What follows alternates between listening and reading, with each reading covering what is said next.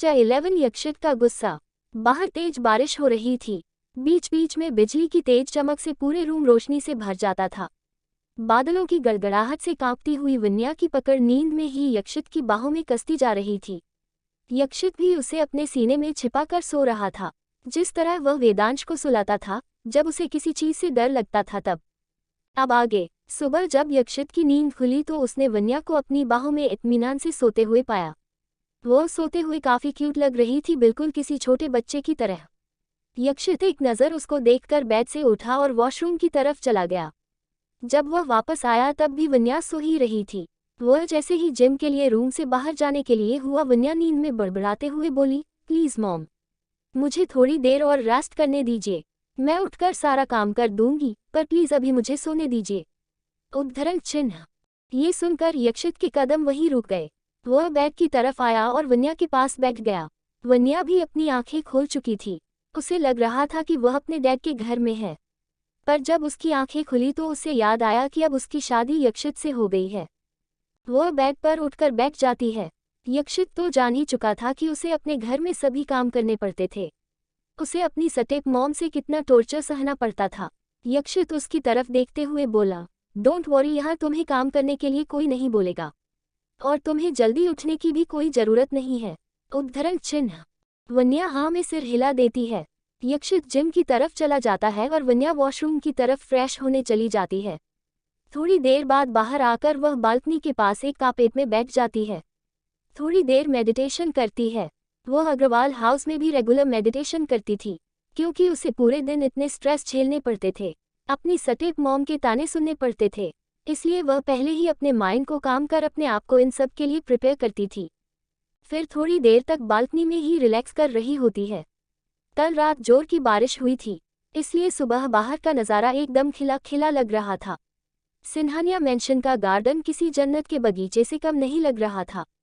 वन्या बस इसी दिलकश नज़ारे को अपनी आंखों में बसा रही थी। फिर वह शॉवर लेने के लिए वॉशरूम में चली गई। तब तक यक्षित भी जिम से वापस आ चुका था। बाथरूम का डोर बंद देखकर वह समझ गया कि वन्या बाथरूम में है, इसलिए वह दूसरे रूम वाले वॉशरूम में चला गया। यक्षित शॉवर लेकर बाहर आ गया और ड्रेसिंग मिरर में रेडी होने लगा। रेडी होकर जैसे ही वह पीछे पलटा, सामने वन्या ओशन ब्लू कलर की एक खूबसूरत सी लाइट वेटेड साड़ी में अपने बालों को झटकती हुई क्लोजेट रूम से बाहर आ रही थी। उसके गीले बालों का पानी उसके चेहरे को भिगा रहा था, साथ ही उसके पिंक लिप्स पर भी पानी की बूंदें पड़ रही थी, जिससे यक्षित उसके गुलाबी भीगे होठों की तरफ अट्रैक्ट हो रहा था। इस साड़ी में उसकी फिगर बहुत अट्रैक्टिव लग रही थी। ब्लाउज स्लीवलेस होने की वजह से उसकी गोरी बाहें और उसके नेक का एरिया बहुत अच्छी तरह दिखाई दे रहा था, जिस पर उसके बालों की पानी की बूंदें पड़ रही थी। यक्षित तो उसे देखता ही रह गया। होने को तो अवनी भी बहुत खूबसूरत थी, पर वन्या की खूबसूरती में कुछ तो ऐसी बात थी जो यक्षित को अपनी तरफ खींच रही थी। वन्या रेडी होने के लिए ड्रेसिंग मिरर के पास आई, अपने माथे पर सिंदूर लगाकर होठों पर हल्के पिंक कलर की लिपस्टिक लगाई और गले में मंगलसूत्र पहनने लगी, पर उससे मंगलसूत्र का चेन बंद नहीं हो रहा था। वह बहुत कोशिश करके देख रही थी। यक्षित भी उसे उसकी नाकाम कोशिशें करते हुए देख रहा था। यक्षित को अपनी तरफ यूं देखता देख वन्या एक बार फिर उसे बंद करने का ट्राई करती है, पर वह फेल ही रहती है। यक्षित उसके पास आकर उसके गीले बालों को एक साइड करता है, फिर आहिस्ते से वन्या को मंगलसूत्र पहना देता है। मंगलसूत्र पहनाते वक्त यक्षित के हाथ वन्या की पीठ को छू गए थे, जिसके एहसास में वन्या ने अपनी आंखें बंद कर ली थी। यक्षित ने देखा कि वन्या ने ब्लाउज की डोरियां भी नहीं बांधी है, और वह ये भी समझ रहा था कि मंगलसूत्र की तरह ही ये भी उससे नहीं बंध पाएगा, इसलिए वह वन्या की पीठ की तरफ झुककर उसकी ब्लाउज की डोरियां बांधने लगा। फिर आहिस्ते से वन्या के कंधे पर अपने होंठ रखकर उन्हें किस कर लिया। वन्या तो चौंक ही गई, साथ ही उसके दिल की धड़कनें भी तेज हो गई। यक्षित को भी यह समझ नहीं आया कि उसने ऐसा क्यों किया। वन्या झट से यक्षित से दूर होते हुए रूम से बाहर की तरफ जाने लगी। यक्षित भी उसके पीछे पीछे नीचे आने लगा। नीचे युवान और वेदांश बैठे हुए थे, उनके साथ आस्तिक भी बैठा हुआ था। दूसरे वाले सोफे में भाविक, ध्रुव और एकांत बैठे हुए थे। वन्या के नीचे आते ही वेदांश दौड़ता हुआ वन्या की तरफ चला गया। वन्या को देखकर वहां मौजूद सबके चेहरे पर एक स्माइल आ गई। वेदांश वन्या के पैरों को पकड़कर उससे लिपट जाता है। ये देखकर वन्या स्माइल करते हुए वेदांश को अपने दोनों हाथों से पकड़ लेती है। यक्षित देख पा रहा था कि वन्या के आ जाने से उसके घर में एक रौनक आ गई है। ये देखकर यक्षित मन ही मन बहुत खुश हुआ। युवान वन्या की तरफ देखते हुए बोला, भाभी आप इस साड़ी में बहुत खूबसूरत लग रही हैं। उद्धरण चिन्ह। वन्या, थैंक यू युवन। उद्धरण चिन्ह। वेदांश अपनी मम्मा के पैरों में लिपटे हुए ही बोला, mumma you are looking so pretty. उद्धरण चिन्ह। वेदांश के मुंह से अपनी क्यूट क्यूट तारीफ सुनकर वन्या उसके गालों को किस करते हुए बोली, थैंक यू माय बेबी। तभी अनिल जी भी अपना न्यूज़पेपर पढ़ने के लिए वहां आ गए। वन्या, वेदांश और यक्षित आसपास ही खड़े थे।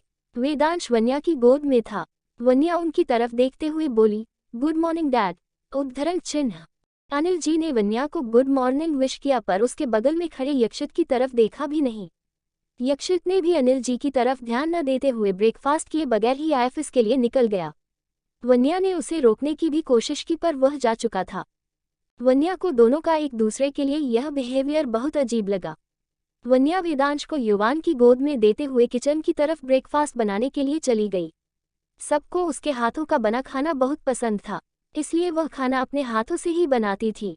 थोड़ी देर में ही वन्या ने सबके लिए टेस्टी टेस्टी ब्रेकफास्ट बनाकर रेडी कर लिए। मेड्स ने सबको ब्रेकफास्ट सर्व कर दिए और पिछली बार की तरह इस बार भी सभी खाने पर टूट पड़े। वन्या ने वेदांश को अपने हाथों से खिलाया, फिर खुद भी ब्रेकफास्ट किया। युवान की आज छुट्टी थी, इसलिए वह घर पर ही था। ब्रेकफास्ट के बाद आस्तिक, ध्रुव, भाविक और एकांत आईएफएस के लिए निकल गए। उनकी आईएफएस बिल्डिंग यानी यक्षित की बीजेएस ब्लैक जैगुआर स्क्वाड की आईएफएस बिल्डिंग सिन्हानिया कॉर्पोरेशन के एकदम बगल में ही था। वन्या हॉल में ही वेदांश को पढ़ाने में लगी हुई थी। वेदांश वन्या के साथ बहुत ही इंटरेस्ट से पढ़ाई करता था, क्योंकि उसके पढ़ाने के अंदाज ही बहुत यूनिक और इंटरेस्टिंग था। वेदांश को पता ही नहीं चलता और वन्या उसे खेल खेल में ही सीखा दिया करती है। जबकि जब वह अपने डैड के साथ पढ़ाई करता तो उन्हें बहुत नखरे दिखाया करता था, पर यक्षित भी उसे सिखा कर ही दम लेता था। दोनों माँ बेटे पढ़ने में लगे हुए थे। अनिल जी अपना न्यूज़पेपर लेकर दोनों को इस तरह से पढ़ता देख मुस्कुराने में लगे थे। तभी अचानक अनिल जी को चक्कर आया और वे फर्श पर गिर पड़े और गिरकर बेहोश भी हो गए। ये देखकर वन्या बहुत ज्यादा डर गई। उसने तुरंत युवान और दादाजी को इसके बारे में इन्फॉर्म किया। युवान जल्दी से डॉक्टर को कॉल कर देता है और एक सर्वेंट के साथ मिलकर अनिल जी को उनके कमरे में ले जाते हैं। अनिल जी के यूं अचानक बेहोश हो जाने से वन्या बहुत डर गई थी। जब डॉक्टर ने अपना चेकअप कंप्लीट किया तो वन्या घबराई हुई आवाज में बोली, डॉक्टर क्या हुआ इन्हें? ये ठीक हैं। उद्धरण चिन्ह। डोंट वॉरी मिसेस सिन्हानिया, चिंता की कोई बात नहीं है। स्ट्रेस की वजह से इन्हें चक्कर आ गया था और वीकनेस की वजह से ये बेहोश हो गए हैं। मैंने इन्हें इंजेक्शन दे दिया है, थोड़ी देर में इन्हें होश आ जाएगा। उद्धरण चिन्ह। ये सुनकर वन्या थोड़ी रिलैक्स हो गई। डॉक्टर ने कुछ मेडिसिन्स भी प्रिस्क्राइब किए और एक प्रॉपर डाइट चार्ट भी मेंटेन करने के लिए कहा। युवान ने मेडिसिन की वो पर्ची डॉक्टर से ले ली। सभी अनिल जी के होश में आने तक वहां बैठे हुए थे। जब अनिल जी को होश आ गया तो सब उन्हें रेस्ट करने का बोलकर उनके रूम से चले गए, पर वन्या अभी भी वहीं बैठी थी। वन्या को अपने कमरे में बैठे देख और अपनी इतनी चिंता करते देख अनिल जी के बुझे हुए चेहरे पर एक स्माइल आ गई। वन्या अनिल जी की तरफ देखकर बोली, डैड आपको क्या हो गया था? ये कहते हुए वन्या की आंखें थोड़ी नम हो गई थी। अनिल जी वन्या के सिर पर प्यार से हाथ फेरते हुए बोले, रिलैक्स बेटा, देखो अब मैं बिल्कुल ठीक हूँ, चिंता की कोई बात नहीं है। उद्धरण चिन्ह। पर वन्या अनिल जी पर बिगड़ते हुए बोली, आपको पता है मैं कितनी डर गई थी। अपनी हेल्थ को लेकर इतना लापरवाह होने के लिए आपको किसने कहा था? अब बस बहुत हो गया। आज के बाद से मैं खुद आपका ख्याल रखूंगी, आपको टाइम से मेडिसिन्स दूंगी, आपकी डाइट चार्ट को प्रॉपर फॉलो करवाऊंगी और आप चुपचाप मेरी बात मानेंगे। मुझे लापरवाही बिल्कुल भी बर्दाश्त नहीं होगी। उद्धरण चिन्ह। वन्या की मीठी डांट सुनकर अनिल जी मुस्कुराने से खुद को रोक नहीं पाए। उन्हें वन्या की ये प्यार भरी डांट सुनकर अपनी बेटी युविका की याद आ गई, जो सालों पहले इस दुनिया को अलविदा कहकर जा चुकी थी। उन्हें वन्या में अपनी बेटी युविका दिखती थी। वो मुस्कुराते हुए वन्या की तरफ देखते हुए बोले, मैडम का ऑर्डर सर आंखों पर। अनिल जी की बातें सुनकर वन्या भी मुस्कुराने से खुद को रोक नहीं पाए। अनिल जी वन्या के सिर को प्यार से सहलाते हुए बोले, पता है बेटा, जब तुम मेरी इस तरह से केयर करती हो तो मुझे बहुत अच्छा लगता है। तुम्हें देखकर मुझे युविका की याद आती है। उद्धरण चिन्ह। वन्या अनिल जी की तरफ देखते हुए बोली, डैड ये युविका कौन है? उद्धरण चिन्ह। अनिल जी अपनी आंखों में एक दर्द लेकर बोले, मेरी प्यारी बेटी, जो सालों पहले मुझे छोड़कर हमेशा के लिए भगवान के पास चली गई। ये कहते वक्त अनिल जी थोड़े इमोशनल हो गए। वन्या अनिल जी को संभालते हुए बोली, dad, I am really sorry. मुझे आपको हर्ट करने का कोई इंटेंशन नहीं था। उद्धरण चिन्ह। अनिल जी उसके सिर को सहलाते हुए बोले, कोई बात नहीं बेटे, जाओ अब तुम भी रेस्ट कर लो। पिछले कई घंटों से तुम मेरा ही ख्याल रखने में बिजी हो। उद्धरण चिन्ह। वन्या अनिल जी की बात मानकर अपने रूम की तरफ जाने लगी। साथ ही उसे यक्षित पर गुस्सा भी आने लगा, ये सोचकर कि वह वेदांश के लिए तो एक बहुत अच्छा फादर है, फिर अपने डैड के लिए वह एक अच्छा बेटा क्यों नहीं है। वन्या को लगा था कि अपने डैड के बेहोश होने की खबर सुनकर यक्षित आईएफएस से दौड़ा चला आएगा अपने डैड को देखने के लिए। पर आना तो दूर, उसने एक कॉल तक नहीं किया, ये पूछने के लिए कि उसके डैड अब कैसे हैं। वन्या को ये सोचकर ही बहुत गुस्सा आ रहा था कि कोई अपने डैड को लेकर इतना इरिस्पॉन्सिबल कैसे हो सकता है। वन्या ने मन ही मन ठान लिया कि वह आज इस बारे में यक्षित की खबर लेकर ही रहेगी। रात को डिनर के वक्त सभी डाइनिंग टेबल पर बैठकर डिनर कर रहे थे, पर यक्षित अभी भी आईएफएस से घर नहीं आया था। वन्या तो कब से उसका वेट कर रही थी। यक्षित को अभी तक आईएफएस से घर नहीं आया देखकर वन्या को गुस्सा भी आने लगा था। वह यक्षित का खाना लेकर ऊपर ही आ गई और टी टेबल पर प्लेट से उसे कवर कर दिया। यक्षित आज सुबह ब्रेकफास्ट करके भी नहीं गया था। इंतजार करते करते रात के 12 बज गए, पर यक्षित का नामो निशान ही नहीं था। तभी रूम का डोर ओपन हुआ और थका हारा यक्षित रूम के अंदर आ गया। उसने अपने कोट को उतार कर साइड में रख दिया और अपने लैपटॉप बैग को साइड में रख देता है। वह वॉशरूम की तरफ फ्रेश होने के लिए जाने लगा तो वन्या उसे रोकते हुए बोली, इतनी रात तक कहाँ थे आप। वन्या के टोन में आज उसे एक गुस्सा नजर आ रहा था। यक्षित अपनी सर्द आंखों से देखते हुए बोला, क्यों, मुझे इस सवाल का जवाब देने की जरूरत है कि मैं आईएफएस में था। उद्धरण चिन्ह। ये कहते हुए वह फिर से वॉशरूम की तरफ जाने लगा, पर वन्या उसे फिर से रोकते हुए बोली, क्या आपको इस बात की खबर थी कि डैड की तबीयत अचानक खराब हो गई थी, वो बेहोश हो गए थे। उद्धरण चिन्ह। यक्षित नॉर्मल टोन में बोला, हाँ, युवान ने मुझे इन्फॉर्म किया था। ये बोलते वह फिर से जाने को हुआ तो वन्या उसका हाथ पकड़कर उसे रोकते हुए बोली, यक्षित अभी मेरी बात पूरी नहीं हुई। उद्धरण चिन्ह।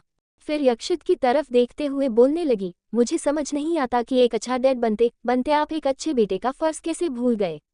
पता है, आज डैड को इस तरह देखकर मेरी जान निकल गई थी।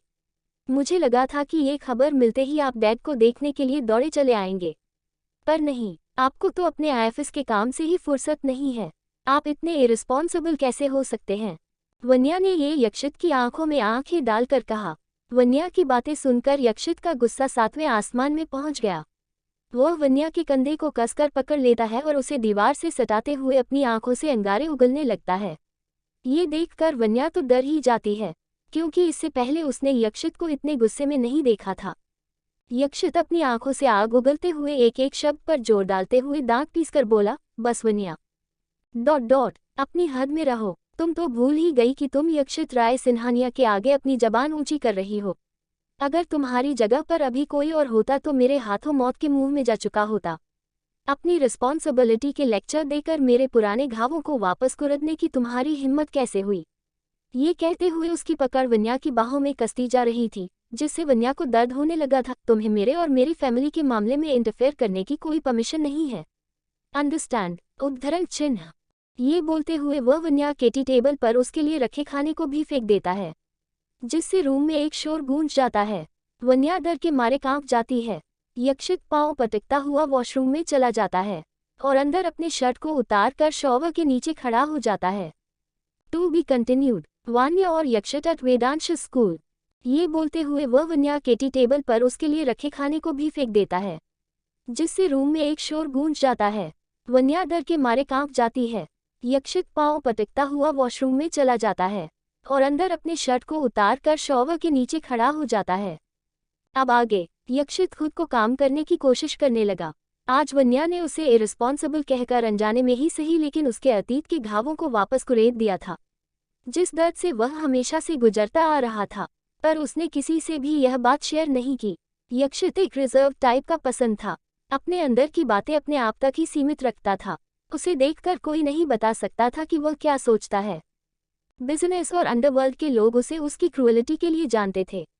वे उसे एक हार्टलेस पसंद मानते थे, जिसके सीने में दिल ही नहीं हो। यक्षित का दिल सिर्फ अपने बेटे वेदांश और अपनी फैमिली के लिए धड़कता था। बाकी सबके लिए वह एक क्रूर, हार्टलेस पसंद था। पर इस हार्टलेस पसंद के दिल में भी अतीत के कुछ ऐसे घाव थे जिनका दर्द वह आज तक किसी के साथ बांट नहीं पाया था। वन्या यक्षित के तेज गुस्से को देखती रह गई। यक्षित उसके लाए खाने की प्लेट को भी फेंक चुका था, जिससे पूरा खाना फर्श पर गिर चुका था। वन्या की आंखों में टपटप करते हुए आंसू की बूंदें गिर पड़ी। आज पहली बार यक्षित ने उससे गुस्सा किया था। वह आज यक्षित के गुस्से से वाकिफ हो रही थी। वह चुपचाप रूम के एक कोने में बैठ गई। उसके आंखों से आंसू थमने का नाम नहीं ले रहे थे।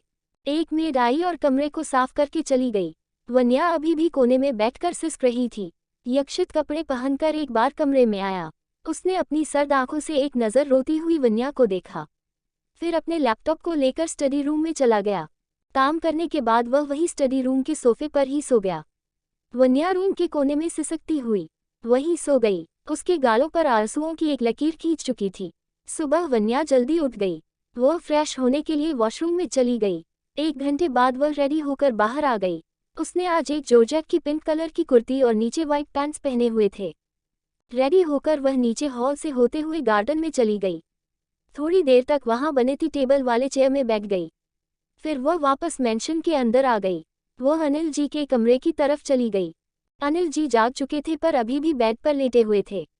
वन्या उनके कमरे में जाकर उनके बेड के बगल में एक चेयर पर बैठ गई। वह उनकी तरफ देखते हुए बोली, डैड अब कैसी है आपकी तबीयत? उद्धरण चिन्ह।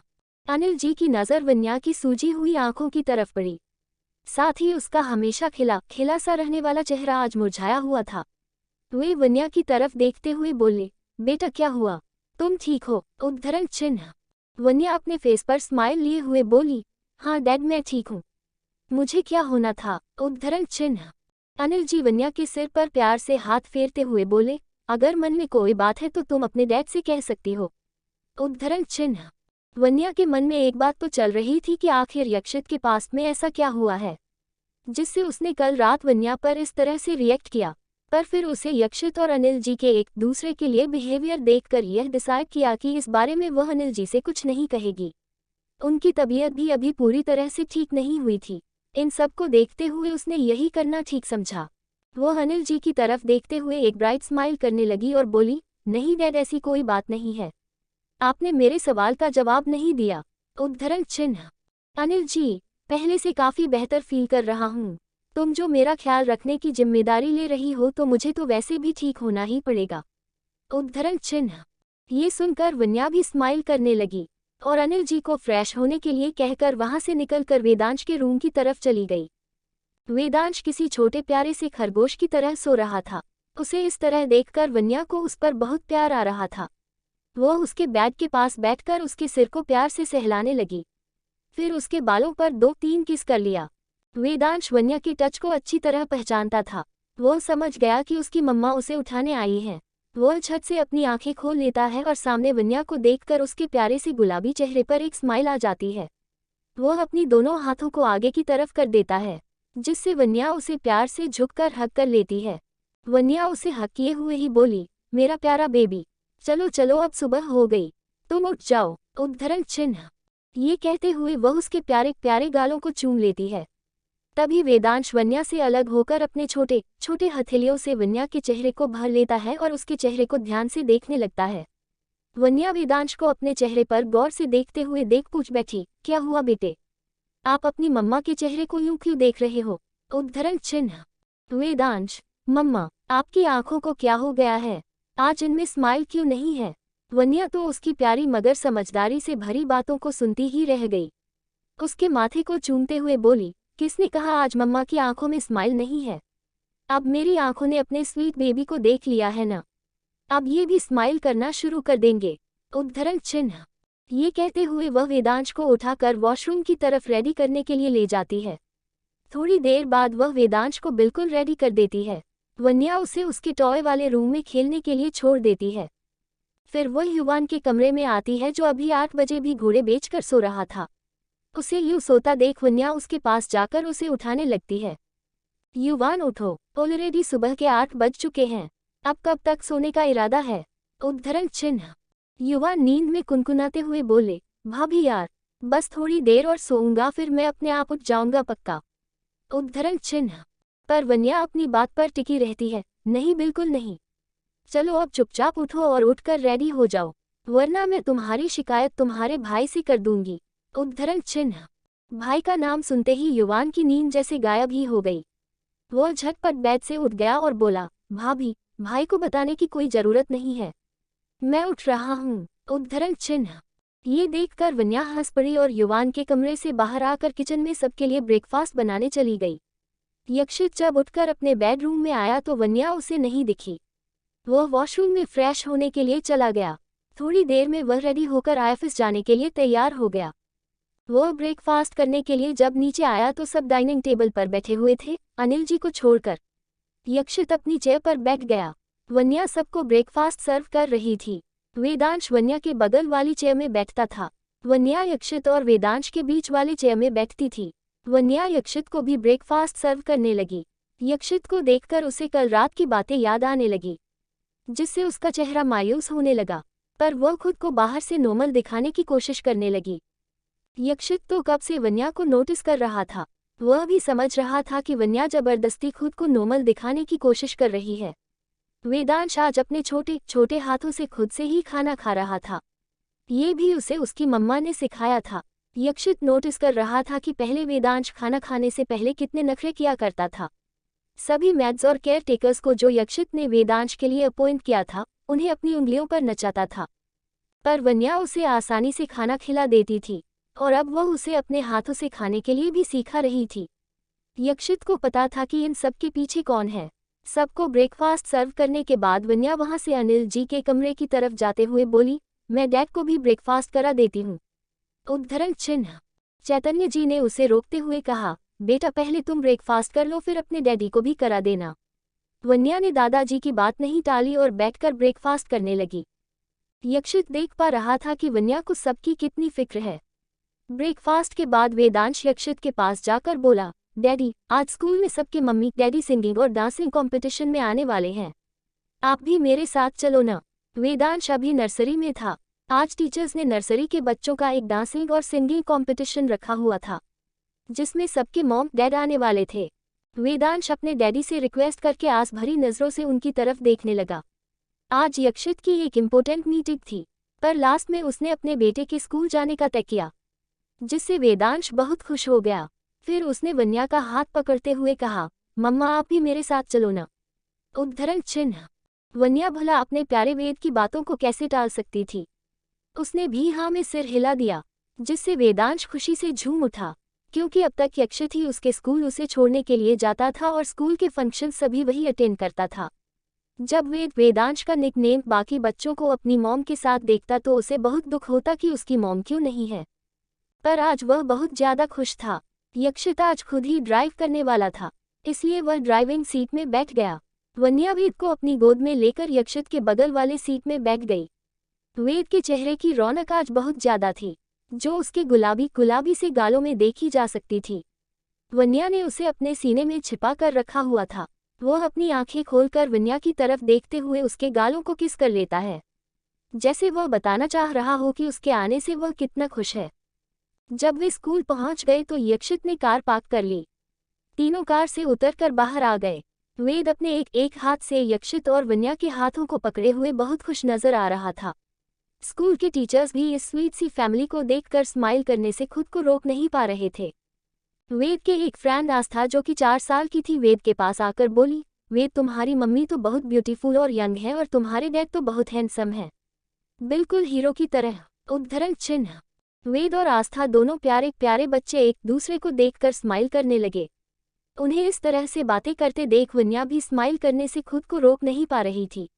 मुस्कुराते हुए उसकी नज़र यक्षित से टकरा जाती है, जो उसकी तरफ ही देख रहा होता है।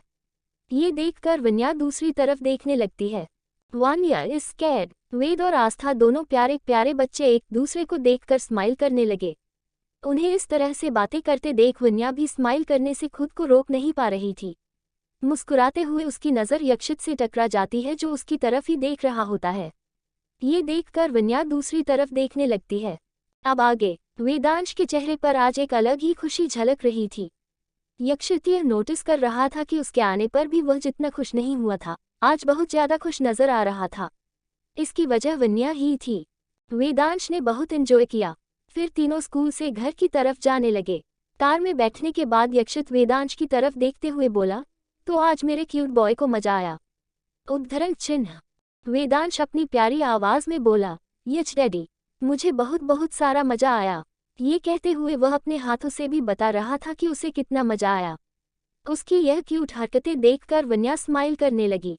वह वेदांश को अपने सीने से लगाते हुए बोली, मेरा बच्चा, तुम सबसे क्यूट हो मेरे बेबी। उद्धरण चिन्ह।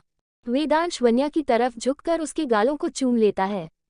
फिर वन्या अपने दूसरे गाल को भी सामने कर देती है तो वेदांश उस पर भी अपने प्यारे प्यारे होठों से किस कर लेता है। यक्षित दोनों को देखते हुए स्माइल करने लगता है और कार स्टार्ट कर देता है। वेदांश को आज स्कूल में बहुत मजा आया था। वह बहुत थक भी चुका था, इसलिए वह जल्द ही वन्या की गोद में सो गया। थोड़ी देर बाद वन्या भी उसे अपने सीने से लिपटा कर सो गई। यक्षित ने दोनों माँ बेटे को इत्मीनान से सोते हुए देखा। ये देखकर उसके फेस पर स्माइल आ गई और उसने साइड में कार रोककर अपने फ़ोन से दोनों की पिक्चर ले ली। फिर कार स्टार्ट कर दिया। थोड़ी देर तक सब ठीक ही रहा पर तभी यक्षित को कुछ खटका। वह बड़ी देर से गौर कर रहा था कि एक कार उसकी कार का पीछा कर रही है। उसने तुरंत आस्तिक को अलर्ट कर दिया। आस्तिक ने अपने बॉस का ऑर्डर फॉलो करते हुए तुरंत बॉडीगार्ड से भरी 4 कारें यक्षित के पास भिजवा दी। यक्षित का शक बिल्कुल सही था। थोड़ी ही देर में उसकी कार पर फायरिंग होनी शुरू हो गई, पर कार बुलेट प्रूफ होने की वजह से गोलियां अंदर जाकर उन्हें हार्म नहीं कर पाई। पर गोलियों की तेज आवाजें बड़ी जोरों से सुनाई दे रही थी, जिससे वन्या की नींद खुल गई। वह फायरिंग देखकर तो डर के मारे कांप ही गई। उसने अपनी रियल लाइफ में पहली बार फायरिंग देख रही थी, पर यक्षित के लिए तो ये सब नॉर्मल ही था। पर आज वह थोड़ा टेंस भी था, क्योंकि उसकी वाइफ और बच्चा भी अभी उसके साथ थे। वन्या को इस वक्त बहुत ज्यादा डर लग रहा था। वेदांश तो डर के मारे रोने लगा था। वन्या ने उसे जैसे तैसे संभाला और अपने सीने में छिपाकर खुद भी अपने आप को संभालने लगी। तभी यक्षित के बॉडीगार्ड्स से भरी 4 कारें वहां आ गई और इस सिचुएशन को हैंडल करने लगी। थोड़ी ही देर में उसने सामने वाले आदमियों की कारों को बुरी तरह डैमेज कर दिया और उन्हें मौत के घाट भी उतार दिए। यक्षित की कार भी बहुत ज्यादा डैमेज हो चुकी थी। इस हमले से यक्षित का चेहरा पूरी तरह डार्क हो गया। ये देखकर ये लग रहा था कि यह अटैक जिस किसी ने भी करवाया है वह उसे छोड़ेगा नहीं। वह कार से बाहर आया। वन्या अभी भी बहुत डरी हुई थी। वह वेदांश को अभी भी अपने सीने में छिपाए हुए एक मां की तरह प्रोटेक्ट कर रही थी। यक्षित ने उतरकर उनकी तरफ का डोर ओपन किया और दोनों को संभालते हुए कार से बाहर उतार लेता है। वेदांश अभी शांत हो चुका था, पर वन्या अभी भी सहमी हुई थी। ये देखकर यक्षित वेदांश को उसकी गोद से ले लेता है और एक हाथ से वेदांश को गोद में लिए हुए और दूसरे हाथ से वन्या की बाहों को साइड से पकड़कर दूसरी तरफ ले जाता है।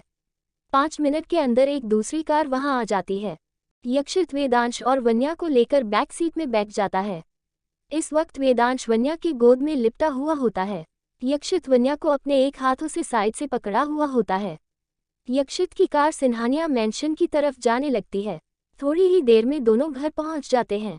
घर पहुंचने के बाद युवान नोटिस करता है कि वन्या बहुत डरी हुई है। वो यक्षित और वन्या के पास जाता है। यक्षित सोए हुए वेदांश को वन्या की गोद से लेकर एक केयर टेकर सौम्या जी को उसके कमरे में सुलाने के लिए दे देता है। युवान यक्षित की तरफ देखकर बोला, भाई आपने भाभी के साथ क्या कर दिया जिससे वो इतनी डरी सहमी सी हैं? उद्धरण चिन्ह। यक्षित उसकी तरफ घूर कर देखते हुए बोला, तुम्हें ऐसा क्यों लगता है कि मैं हर वक्त वन्या को डराता रहता हूँ? उद्धरण चिन्ह। युवान को तो इस वक्त वन्या की फिक्र हो रही थी, क्योंकि जाते वक्त तीनों कितने खुशी खुशी गए थे। युवान वन्या की तरफ देखते हुए यक्षित से बोला, भाई तो फिर भाभी को क्या हो गया? उद्धरण चिन्ह। दोनों की बातें सुनकर चैतन्य जी भी उनके पास आ गए। यक्षित सबको उनके साथ हुए अटैक के बारे में बता देता है। युवान हैरानी में बोला, क्या आप दोनों ठीक तो हो? और किसकी इतनी हिम्मत हो गई जिसने खुलेआम मेरे यक्षित भाई पर अटैक करने की कोशिश की? उद्धरण चिन्ह। यक्षित अपनी सर्द आवाज में बोला, वो जो कोई भी हो मैं उसका पता तो लगा ही लूंगा। वो मेरे हाथों से बचने वाला नहीं है। वन्या पर अभी भी उनकी बातों का कोई फर्क नहीं पड़ रहा था। वो एकदम सहमी हुई शांत खड़ी थी। उसे इस तरह देखकर युवान को बिल्कुल अच्छा नहीं लग रहा था। चैतन्य दादाजी ने यक्षित को वन्या को रूम में ले जाने के लिए कहा। यक्षित ने हाँ में सिर हिलाया और वन्या को लेकर वह सीढ़ियों से होते हुए अपने कमरे में ले आया। रूम में आकर वन्या बेड पर बैठ गई। वह अभी भी खोई हुई थी। यक्षित वॉशरूम की तरफ गया, फिर अपने क्लोजेट रूम की तरफ चेंज करने चला गया। वन्या ने भी अपने कपड़े चेंज कर लिए और वापस अपने बेड पर बैठकर उस अटैक के बारे में सोचने लगी। वन्या को इस तरह से सोचता हुआ देख यक्षित समझ गया कि वह इस वक्त क्या सोच रही है। वह वन्या के पास गया और उसके बगल में बैठ गया। वन्या को तो कोई एहसास ही नहीं हो रहा था कि यक्षित उसके बगल में बैठा हुआ है। जब यक्षित ने अपना एक हाथ वन्या के कंधे पर रखा तो वह अपने ख्याली दुनिया से बाहर आकर यक्षित के सीने से लिपट जाती है।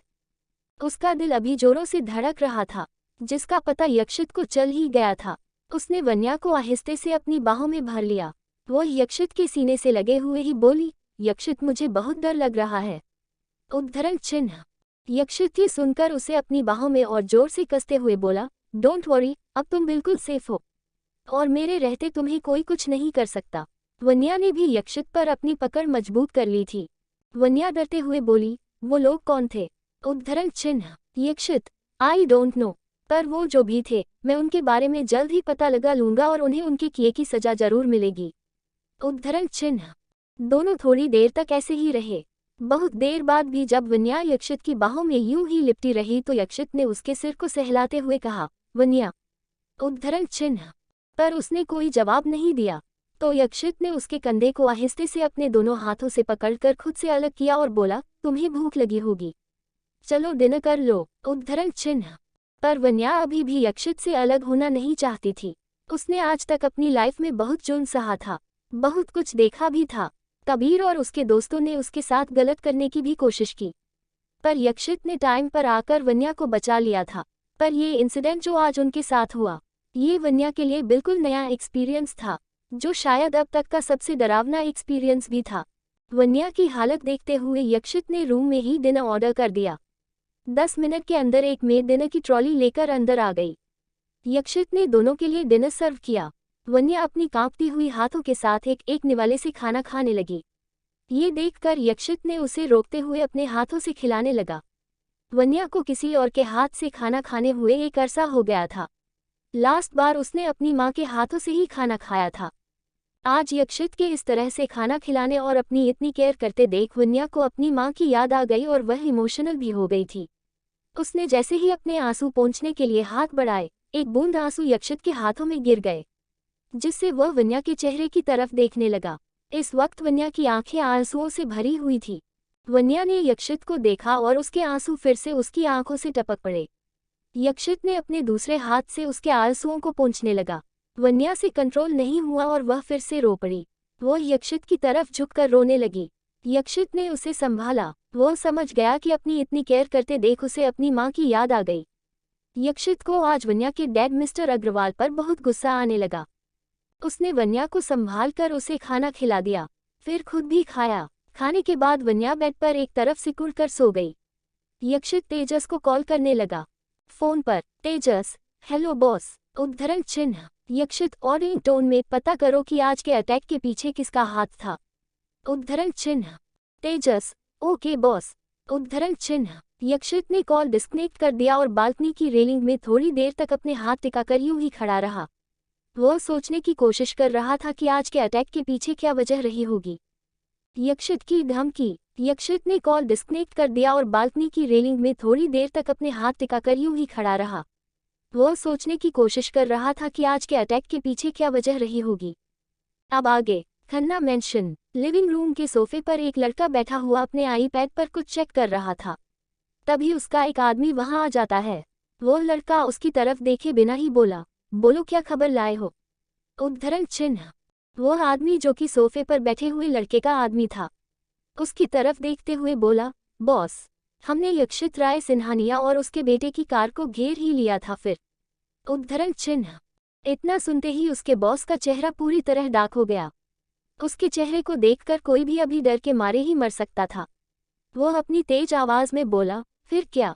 उद्धरण चिन्ह। वह आदमी जिसका नाम ललित था बोला, यक्षित राय सिन्हानिया को हमारे अटैक के बारे में भनक लग गई और उसने अपने गार्ड्स को अवेयर कर दिया। उद्धरण चिन्ह। ये सुनकर उस लड़के का चेहरा एक बार फिर से गुस्से से लाल हो गया। वह आगे कुछ बोल पाता इससे पहले उस लड़के का बड़ा भाई वहां आकर उसके बगल में बैठ गया। ललित अपने बॉस के गुस्से से अच्छी तरह वाकिफ था। वह अपना बचाव करते हुए बोला, बॉस, मैं एक ऐसी न्यूज लाया हूँ जिसे सुनकर आप खुश हो जाएंगे। उद्धरण चिन्ह। वो लड़का गुस्से में बोला, तो खड़े खड़े मेरा मुंह क्या देख रहे हो, जल्दी बताओ। उद्धरण चिन्ह। ललित कुछ इमेजेस उसे दिखाने लगा, जिसे देखकर वह लड़का अपने चेहरे पर एक शातिर स्माइल ले आया। ललित अपनी बातें जारी रखते हुए बोला, बॉस, हम यक्षित राय सिन्हानिया का तो कुछ नहीं बिगाड़ पाए, पर हमें ऐसी इन्फॉर्मेशन मिली है जो आपके बहुत काम आ सकती है। कार में सिर्फ वो और उसका बेटा नहीं था, बल्कि एक लड़की भी थी। उद्धरण चिन्ह। उस लड़के का बड़ा भाई सार्थक खन्ना बोला, यक्षित राय सिन्हानिया और लड़की के साथ। इंटरेस्टिंग। उद्धरण चिन्ह। ललित अपनी बातें जारी रखता है, बॉस, मैंने अपने रिसोर्सेस से पता लगवा लिया है, ये लड़की और कोई नहीं यक्षित राय सिन्हानिया की वाइफ है। उद्धरण चिन्ह। ये न्यूज़ सुनकर सार्थक खन्ना और उसका छोटा भाई विक्रांत खन्ना के फेस पर डेविल स्माइल आ गई। विक्रांत वन्या की फोटो को जूम करते हुए बोला, भाई, यक्षित की वाइफ बहुत हॉट है, I want to meet her. ये कहते हुए वह शातिर स्माइल करने लगा। बेशक उसे ललित की इन्फॉर्मेशन सुनकर बहुत खुशी मिली थी, क्योंकि अब यक्षित की एक और कमजोरी जो बढ़ गई थी। ये लड़का जो सोफे पर बैठा हुआ था, ये है विक्रांत खन्ना, एक बिजनेसमैन और अंडरवर्ल्ड से भी वास्ता रखता है। दोनों ही जगह यक्षित उसका राइवल है, पर यक्षित की पोजीशन विक्रांत से कहीं ज्यादा है। बस यही चीज उनकी दुश्मनी का कारण है। यक्षित ने सामने से उससे दुश्मनी मोल नहीं ली है, पर उसने विक्रांत की हरकतों को नजरअंदाज भी नहीं किया। धीरे धीरे अपनी हरकतों की वजह से वह यक्षित का दुश्मन बन बैठा। यक्षित की कार पर भी उसी ने अटैक करवाया था। सुबह का वक्त, यक्षित रेडी होकर बालकनी के पास फोन पर किसी से बातें कर रहा था। वन्या की नींद आज सुबह जल्दी नहीं खुली। जब उसने आंखें खोली तो सबसे पहले घड़ी की तरफ देखा। सुबह के 9 बज रहे थे। उसे समझ नहीं आ रहा था कि वह आज इतनी देर तक कैसे सो गई। उसे जागते देख यक्षित उसके पास आया। वन्या उठकर बेड पर बैठ गई। यक्षित उसकी तरफ देखते हुए बोला, गुड मॉर्निंग। उद्धरण चिन्ह। वन्या ने भी उसे गुड मॉर्निंग विश किया। वह उसकी तरफ देखते हुए बोली, वो मैं आज लेट। यक्षित उसकी तरफ अपनी सर्द आंखों से देखते हुए बोला, मैंने तुमसे कहा था कि तुम्हें यहाँ जल्दी उठने की जरूरत नहीं है, तुम आराम से उठ सकती हो। वन्या ने हाँ में सिर हिलाया और वॉशरूम की तरफ फ्रेश होने के लिए चली गई। थोड़ी देर बाद वह रेडी होकर बाहर आ गई। उसने आज ग्रीन कलर की साड़ी पहनी हुई थी, जो उस पर बहुत सूट कर रही थी। वह बाल सुखाते हुए आ रही थी। यक्षित की नजरें उस पर टिकी हुई थी। खुद को इस तरह से देखता देख वन्या ने अपनी नजरें नीचे कर ली। उसे ध्यान नहीं रहा और उसके साड़ी की प्लीट्स एक दूसरे में उलझ गई। वह गिरने ही वाली थी कि यक्षित ने उसकी कमर को कसकर पकड़ लिया। वन्या ने डर के मारे अपनी आंखें बंद कर ली, पर यक्षित ने उसे गिरने से बचा लिया था। वन्या ने कसकर यक्षित की शर्ट को पकड़ रखा था। थोड़ी देर बाद जब उसे लगता है कि वह गिरने से बच गई है तो धीरे से अपनी आंखें खोलती है। वह यक्षित को अपनी टिमटिमाती आंखों से देखती है। वह उसके कंधे को पकड़ते हुए सीधा खड़ा करते हुए बोला, तुम्हें रोज रोज साड़ी पहनने की जरूरत नहीं है, तुम कंफर्टेबल वे पहन सकती हो। उद्धरण चिन्ह। वन्या अपना सिर नीचे किए हुए बोली, मैंने साड़ी अपनी मर्जी से पहनी है। यक्षित ने कुछ नहीं कहा और वन्या की तरफ देखते हुए बोला, अपना फोन दो। उद्धरण चिन्ह। यक्षित को अचानक फोन मांगता देख वन्या हैरानी से उसकी तरफ देखने लगी। ये देखकर यक्षित अपनी सर्द आवाज में बोला, तुम इतनी हैरान क्यों हो रही हो? मैंने तुमसे तुम्हारे बॉयफ्रेंड की इन्फॉर्मेशन नहीं मांगी है, सिर्फ तुम्हारा फोन मांगा है। उद्धरण चिन्ह। वन्या यक्षित की तरफ देखते हुए बोली, मेरा कोई बॉयफ्रेंड नहीं है, मैं वेदांश की मम्मा हूँ और वो मेरा बेटा है बस। वन्या की बातें सुनकर यक्षित को कहीं न कहीं बहुत खुशी हुई। उसका और वन्या का उस तरह का रिलेशन नहीं था, पर वह ये भी नहीं चाहता था कि वन्या किसी और को देखे। यक्षित उसकी तरफ अपनी सर्द आंखों से देखते हुए बोला, अच्छा, अब अपना फोन दे दो। उद्धरण चिन्ह। वन्या, नहीं है। उद्धरण चिन्ह। यक्षित उसकी तरफ देखने लगता है, जिस पर वन्या जवाब देते हुए बोली, लगता है आप बहरे हो गए हैं, आपने सुना नहीं मैंने कहा कि मेरे पास फोन नहीं है। उद्धरण चिन्ह। वन्या को इस तरह से जवाब देता देख वह अपनी इंटेंस आंखों से उसकी तरफ देखने लगता है, जिससे वन्या अपना सिर झुका लेती है।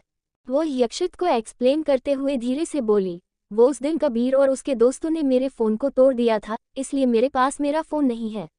उद्धरण चिन्ह।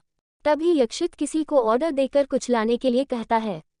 तब तक ब्रेकफास्ट की ट्रॉली भी आ चुकी थी। यक्षित मेड से वह ट्रॉली ले लेता है और वन्या को ब्रेकफास्ट करने के लिए बोला। वन्या उसकी बात मानते हुए टी टेबल वाले सोफे पर बैठ जाती है। खाना देखकर वह मुंह बनाने लगती है, क्योंकि यक्षित ने उसके डाइट के अकॉर्डिंग हेल्दी डिशेस बनवाए थे ताकि वन्या की हेल्थ ठीक हो सके। डॉक्टर ने वन्या को एक प्रॉपर मील के लिए कहा था। यक्षित बस उसी डाइट चार्ट को फॉलो करवा रहा था। वह खाने की तरफ देखते हुए बोली, ये सब क्या है? उद्धरण चिन्ह। यक्षित उसके सामने वाले सोफे पर बैठते हुए बोला, तुम्हारा ब्रेकफास्ट है।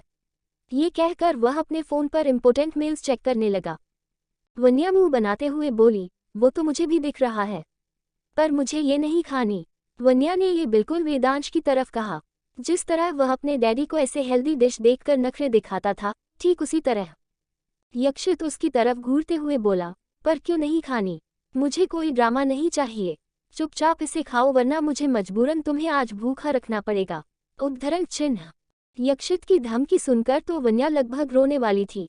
वह अपने आप को कंट्रोल करते हुए अपनी नम आंखों के साथ बोली, यक्षित प्लीज मुझे ये नहीं खानी, मुझे भी नॉर्मल इंसानों जैसे खाना खाना है। उद्धरण चिन्ह।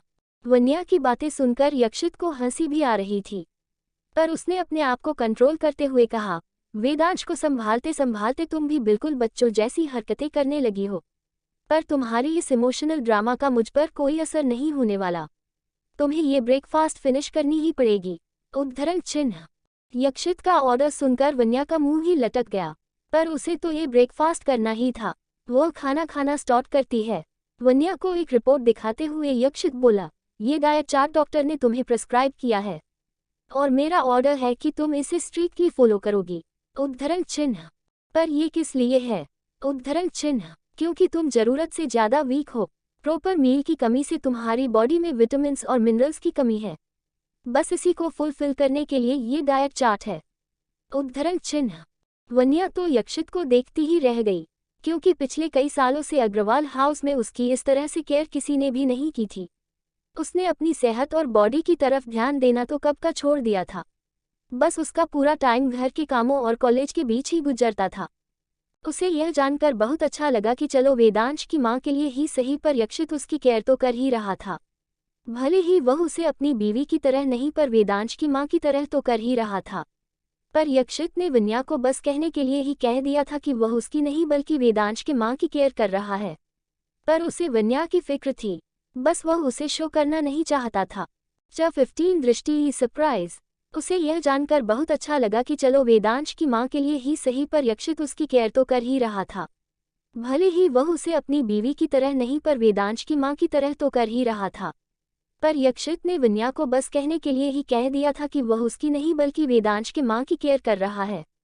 पर उसे वन्या की फिक्र थी, बस वह उसे शो करना नहीं चाहता था। अब आगे। वन्या के ब्रेकफास्ट खत्म करते तक यक्षित वहीं उसके सामने वाले सोफे पर बैठे हुए अपने मेल्स चेक कर रहा था। उसे वन्या पर बिल्कुल भरोसा नहीं था कि उसके एब्सेंस में वह ये ब्रेकफास्ट करेगी।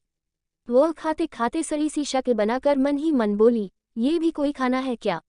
माना कि ये मुझे हेल्दी देखना चाहते हैं, पर कुछ तो इसमें टेस्टी सा ऐड कर देते।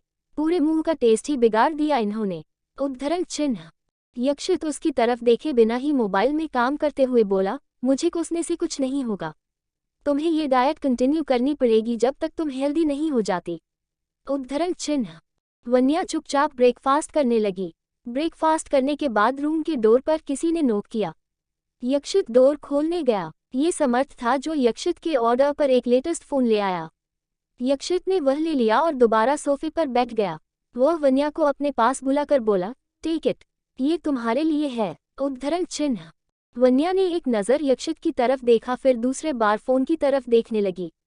वह फोन अपने हाथ में लेते हुए बोली, ये फ़ोन तो बहुत महंगा होगा ना, मुझे आप कोई सस्ता सा दे दीजिए, मुझे इतना महंगा फ़ोन नहीं चाहिए। उद्धरण चिन्ह।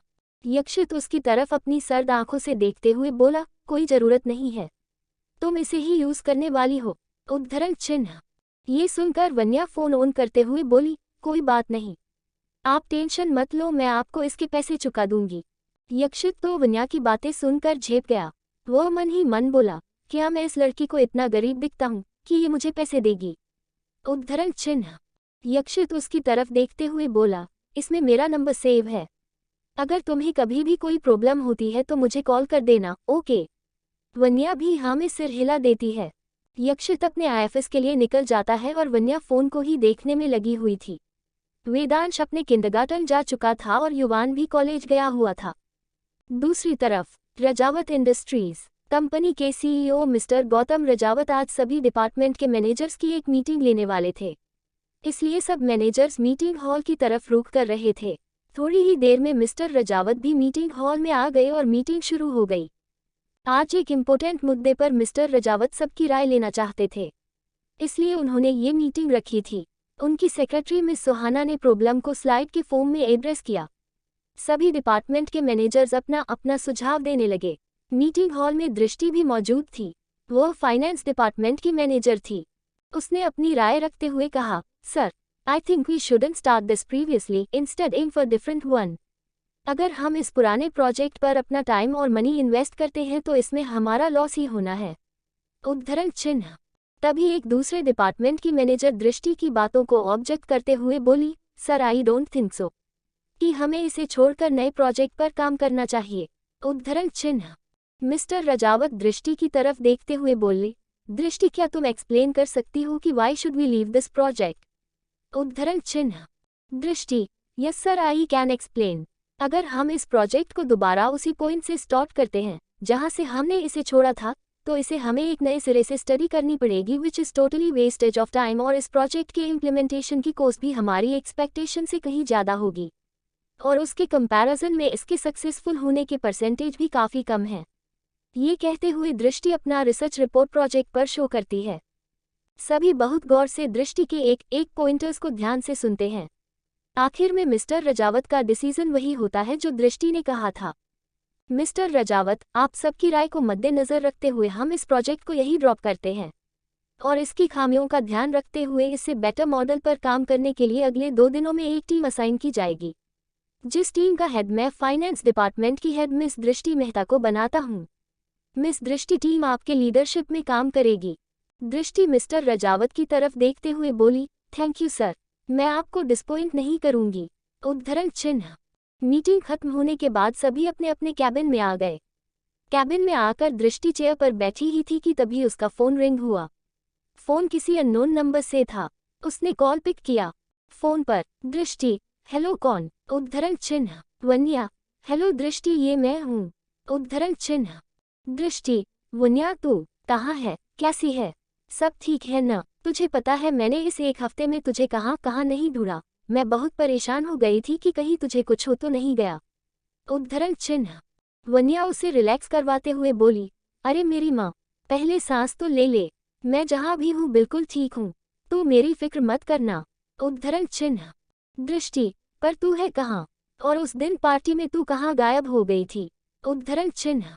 वन्या उसे कबीर और उसके दोस्तों की सारी करतूतें बताती है, फिर यक्षित के बारे में भी बता देती है कि कैसे उसने उन दरिंदों से बचाया था।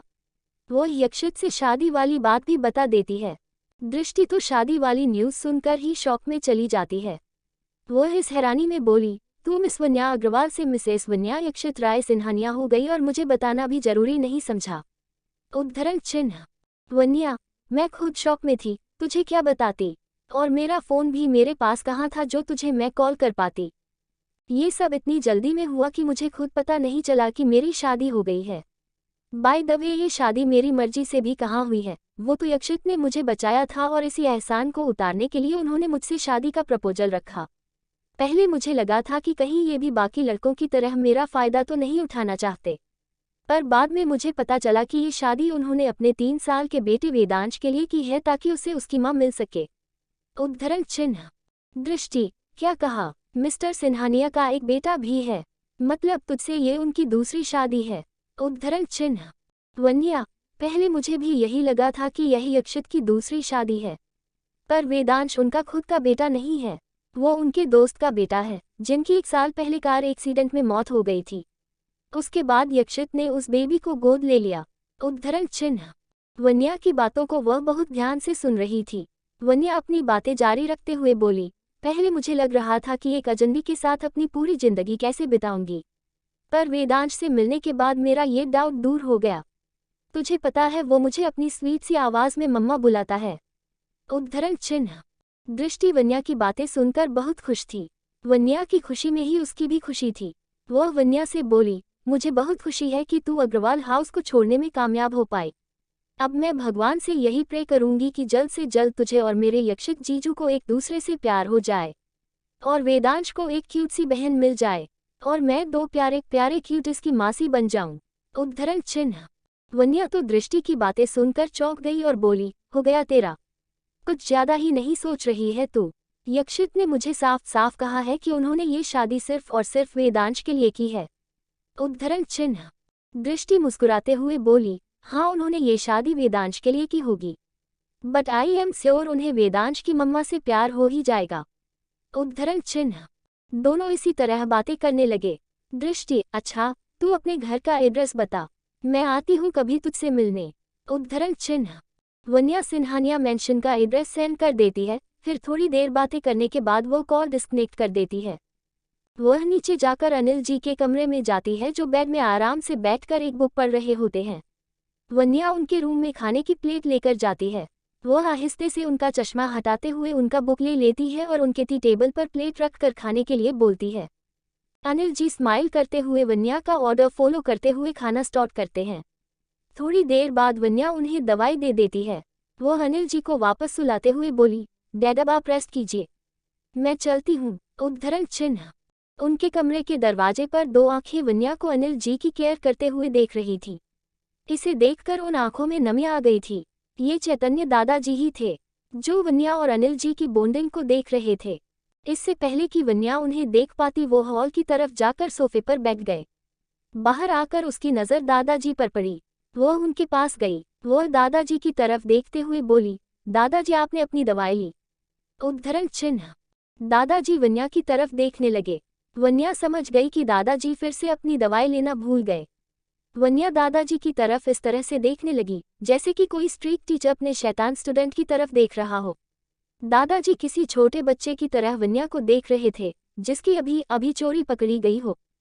वह बिना टाइम वेस्ट किए उनकी दवाई ले आती है और पानी का ग्लास देते बोली, लीजिए ये दवाई खाए, अब से डैड की तरफ आपका भी ख्याल मैं रखूंगी।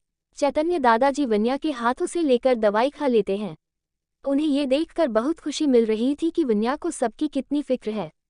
वन्या पानी का ग्लास टेबल पर रख रही थी कि तभी वेदांश अपने क्यूट क्यूट बैग के साथ दौड़ता हुआ मेन दरवाजे से अंदर आया। वह वन्या को देखकर उसकी तरफ दौड़ने लगा।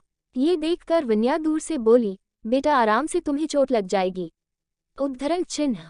पर वेदांश नहीं रुका और दौड़कर वन्या के पास आ गया। वन्या तो पहले से ही घुटने के बल बैठ गई थी अपने प्यारे वेदांश को गोद में लेने के लिए। वन्या उसे अपनी बाहों में भर लेती है। वह भी अपने छोटे छोटे हाथों से वन्या की गर्दन को पकड़ लेता है। वह वन्या की तरफ देखते हुए अपनी तोतली आवाज में बोला, मम्मा आज वेदांश तो बहुत मजा आया। उद्धरण चिन्ह। वन्या को उसकी प्यारी प्यारी तोतली आवाज बहुत अच्छी लगती थी। वह वेदांश के गालों में किस करते हुए बोली, अले वाह, आज मेरे बच्चे को बहुत मजा आया। उद्धरण चिन्ह। To be continued. मुझसे भागने की कोशिश भी मत करना। वह वन्या की तरफ देखते हुए अपनी तोतली आवाज में बोला, मम्मा आज वेदांश तो बहुत मजा आया। उद्धरण चिन्ह। वन्या को उसकी प्यारी प्यारी तोतली आवाज बहुत अच्छी लगती थी। वह वेदांश के गालों में किस करते हुए बोली, अले वाह, आज मेरे बच्चे को बहुत मजा आया। अब आगे। ये कहते हुए वह वेदांश को गोद में उठाते हुए उसके कमरे में चली जाती है। वेदांश का कमरा ऊपर यक्षित के कमरे के बगल में ही था। वह उसके कपड़े चेंज करके उसे रेडी कर देती है। वेदांश ने आज किंडरगार्टन में बहुत उछल कूद मचाई थी, इसलिए वह वन्या के गोद में ही सो गया। वन्या उसे उसके कमरे की बालकनी के पास ही अपनी गोद में लिए हुए थी। वह थोड़ी ही देर में वन्या के सीने में लिपट कर सो गया। वन्या ने उसकी मासूम से चेहरे को चूम लिया और उसे उसके छोटे बेड में सुलाकर ब्लैंकेट से कवर कर देती है। थोड़ी देर तक वह वेदांश के पास ही बैठती है, फिर उठकर अपने रूम की तरफ जाने लगती है। दूसरी तरफ यक्षित का कैबिन। यक्षित अपने कैबिन में लैपटॉप पर काम कर रहा होता है। तभी उसके पास समर्थ का कॉल आता है। वह फोन पर ही बताता है कि उस दिन उसकी कार में किसने अटैक करवाया था। समर्थ की बातें सुनकर यक्षित का चेहरा पूरी तरह डार्क हो जाता है। वह तेजस को आईएफएस की जिम्मेदारी सौंपकर अपनी कार में कहीं निकल जाता है। थोड़ी देर बाद यक्षित सिन्हानिया मेंशन के बैकयार्ड के एक कमरे में होता है, जहां समर्थ, आस्तिक और कुछ लोग होते हैं जिन्हें बेरहमी से मारा गया था। उन्हें देखकर लग रहा था कि वे अब ज्यादा देरी तक जिंदा नहीं रह पाएंगे। यक्षित उनके सामने एक चेयर पर शान से बैठते हुए बोला, बताओ, किसके कहने पर तुमने यक्षित राय सिन्हानिया पर अटैक किया? उद्धरण चिन्ह। वे लोग अभी भी शांत थे। यक्षित ने अपने बॉडीगार्ड्स से उन पर नमक डालने का ऑर्डर देता है, जिसे सुनकर उन सबकी तो रूह ही कांप जाती है। यक्षित के बॉडीगार्ड्स उन पर हल्का हल्का नमक डाल दिए होते हैं, पर उससे पहले ही उन लोगों की सहन शक्ति जवाब दे जाती है। वे यक्षित को अटैक करने वाले का नाम बताते हैं। हमने ये विक्रांत खन्ना के कहने पर किया है। यक्षित को पता चल चुका था कि यह अटैक विक्रांत खन्ना ने ही करवाई है, जिस पर यक्षित को पहले से ही शक था। वह समझ गया कि अब तक उसने ये पता करवा लिया होगा कि उसके साथ कार में एक लड़की भी थी जो उसकी वाइफ है। वह आस्तिक की तरफ देखे बिना ही उससे बोला, वन्या की सिक्योरिटी और बढ़ा दो। इस बात का खास ध्यान रखो कि वो बिना गार्ड्स के कहीं भी न जाए। उद्धरण चिन्ह। आस्तिक यक्षित का ऑर्डर फॉलो करते हुए बोला, यस बॉस। उद्धरण चिन्ह। यक्षित ने एक नज़र उन लोगों की तरफ देखा जिन्होंने उस पर और उसकी फैमिली पर अटैक किया था। उसे उस अटैक से सहमी वन्या का डरा हुआ चेहरा याद आने लगा। साथ ही उसे अपने प्यारे वेदांश का निकनेम का भी मासूम सा डरा हुआ चेहरा याद आया, जिसे याद करके उसे सामने वाले लोगों पर बहुत जोर से गुस्सा आया। वह अपनी आग उगलती आंखों से उन्हें देखने लगा। फिर उसने एक पल की भी देरी नहीं की और एक शार्प नाइफ से एक एक करके सबका गला बेरहमी से रेंत दिया। उस कमरे में दर्दनाक चीखें गूंज उठी। यक्षित और बाकी सबका ध्यान एक दूसरी चीख पर गई जो कमरे के बाहर से आ रही थी, जिसे देखकर यक्षित की आंखें छोटी हो गई। ये और कोई नहीं वन्या ही थी, जो चीखते हुए अपनी आंखें दोनों हाथों से बंद की हुई थी। उसे इस तरह देखकर यक्षित समझ गया कि वन्या ने उसका खूंखार चेहरा देख लिया है। दरअसल वन्या रूम में बोर हो रही थी, इसलिए वह इधर उधर टहलने लगी और टहलते टहलते इस तरफ आ गई थी। पर अभी अभी उसने जो देखा यह उसके होश उड़ा देने वाला था। वन्या की तो रूह ही कांप गई थी यक्षित के इस खूंखार रूप को देखकर। उसने खुद को संभाला और वहां से दौड़ते हुए वह घर के अंदर चली गई। उसकी शक्ल देखकर ही यक्षित अंदाजा लगा चुका था कि वह कितना डर गई है। यक्षित उनकी लाशों को ठिकाने लगाने का ऑर्डर देते हुए वहां से निकलकर आईएफएस के लिए चला जाता है। वन्या डरी सहमी सी अपने कमरे में आई। उसे तो अब रूम में आने से ही डर लग रहा था। उसका आज का ये डर उस अटैक से पैदा हुए डर से भी कई गुना ज्यादा था। जब वन्या ने अपने बेडरूम की दीवार पर यक्षित और वेदांश की साथ वाली बड़ी सी फोटो देखी तो उसे यकीन ही नहीं हुआ कि ये वही इंसान जो अभी अभी लोगों को बेरहमी से मार रहा था। वह बेड पर बैठकर कुछ सोचने में लगी थी, साथ ही वह अपने आप को काम करने की भी कोशिश कर रही थी, क्योंकि यक्षित का वह रूप देखकर वन्या की दिल की धड़कनें कई गुना बढ़ चुकी थी। शाम को यक्षित जब आईएफएस से घर आया तो वह सीधे अपने रूम में चला गया। उसने पाया कि वन्या अपने लगेज लेकर दरवाजे के बाहर निकलने को हो रही है। यक्षित के लिए यह बिल्कुल भी सरप्राइजिंग नहीं था। इनफैक्ट उसे तो पहले से ही पता था वन्या कुछ ऐसा ही करने वाली है। वह वन्या के हाथों से उसका लगेज लेते हुए उसे साइड में रख देता है। वन्या की तो हिम्मत ही नहीं हो रही थी यक्षित की तरफ आंख उठाकर देखने की। वह वन्या के कंधे पर हाथ रखते हुए बोला, कहाँ जा रही थी? उद्धरण चिन्ह। वन्या लड़खड़ाती जुबान के बाद बोली, नहीं, कहीं भी तो नहीं। मैं अपनी फ्रेंड दृष्टि को बहुत मिस कर रही थी, बस उसी के यहाँ कुछ दिन रहने जा रही थी। यक्षित समझ गया कि वन्या उसे झूठ बोल रही है। वो ये बहाना करके उससे दूर जाना चाहती है। यक्षित अपनी सर्द आंखों के साथ उसे देखते हुए बोला, मेरी परमिशन के बिना जा रही थी। उद्धरण चिन्ह। वन्या डरते हुए धीरे से बोली, क्या कहीं जाने के लिए मुझे आपकी परमिशन की जरूरत है? उद्धरण चिन्ह। यक्षित सामने की तरफ देखते हुए बोला, तुम मेरी परमिशन के बगैर कहीं नहीं जा सकती। तुम आज से बल्कि अभी से ये बात गांठ बांध लो कि आज के बाद तुम कहीं भी मेरी परमिशन के बगैर नहीं जाओगी। उद्धरण चिन्ह। वन्या अपने डर पर काबू करते हुए थोड़ा ऊंची आवाज में बोली, ये क्या जबरदस्ती है? आप मुझे रोकने की कोशिश क्यों कर रहे हैं? उद्धरण चिन्ह। यक्षित उसकी तरफ अपनी घूरती नजरों से देखते हुए बोला, वन्या आवाज नीचे मत भूलो कि तुम यक्षित राय सिन्हानिया के सामने खड़ी हो और उसके सामने अपनी जबान ऊंची कर रही हो। लोग मेरे नाम से ही खौफ खाते हैं। और वो क्यों खौफ खाते हैं मुझे नहीं लगता कि मुझे तुम्हें ये बताने की ज़रूरत है। इसलिए तुम्हारी भलाई इसी में है कि तुम चुपचाप मेरी बात मानो। उद्धरण चिन्ह। यक्षित के ऐसा बोलने पर वन्या की तो बोलती ही बंद हो गई। उसके दिल की धड़कनें डर और घबराहट से एक बार फिर तेज हो गई। उसने अपनी आंखें बंद कर ली। ये देखकर यक्षित उसके चेहरे के बेहद करीब आकर बोला, वन्या ओपन योर आइज। ये कहते वक्त उसकी गर्म सांसें वन्या के चेहरे पर पड़ रही थी। उसने अपनी आंखें खोली और यक्षित को देखने लगी। वो अपने दिल की धड़कनों को काबू करते हुए बोली, आपने उन्हें इतनी बेरहमी से क्यों मारा? उद्धरण चिन्ह। यक्षित उसकी आंखों में देखते हुए बोला, इसे भी दर्दनाक मौत देनी चाहिए थी, है न? उद्धरण चिन्ह। वन्या अपनी नजरें झुकाकर ही बोली, यक्षित मेरे सवाल का जवाब दीजिए। उद्धरण चिन्ह। यक्षित अपनी सर्द आंखों से वन्या की तरफ देखते हुए बोला, उन्हें उनके किए की सजा दे रहा था, और मेरे लिए ये कोई नई बात नहीं थी। मैं पहले भी इससे भी दर्दनाक सजा लोगों को दे चुका हूँ। उद्धरण चिन्ह। आप ऐसा क्यों करते हैं? उद्धरण चिन्ह। क्योंकि मैं ऐसा ही हूँ, जो मेरे खिलाफ जाने या मुझे नुकसान पहुँचाने के बारे में सोचता है, उसे मैं दर्दनाक मौत देता हूँ। ये कहते हुए यक्षित का ऑरा डार्क हो रहा था, जिसे देखकर वन्या एक बार फिर डरने लगी। अगर मुझे पहले पता होता तो मैं कैसे भी करके उस फार्म हाउस से भाग जाती। वन्या ने यह आंखें बंद करके और हिम्मत करके कह दी।